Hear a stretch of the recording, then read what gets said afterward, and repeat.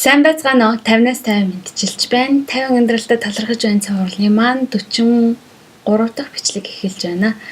Ингээд өнөөдөр би юунд талархаж байна вэ гэхээр хавар болж одоо өнөөдөр бол 3 сарын 1-ийн тэгээд уран дулаан цаг ирж цаг агаар дулаарч байгаа талархаж байна.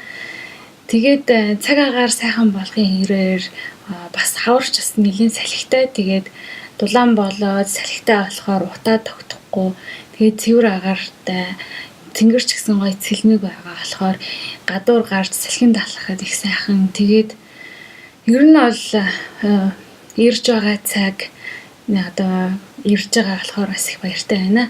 Гэхдээ мэдээжээр хавар намартаа энэ хавсрах салхитай байхад бид нэр одоо шууд хуцаа нэмэлэх бол бас эрсдэлтэй. Тийм учраас дулаахан хуцаа өмсөж агаарэ гэж хүмүүстээ одоо захий. Тэгээд 50 амьдралыг Монголдо дараа уулзтлаа баяртай. Миний сувгийг YouTube дээр захиалж аваарай. Баярлалаа.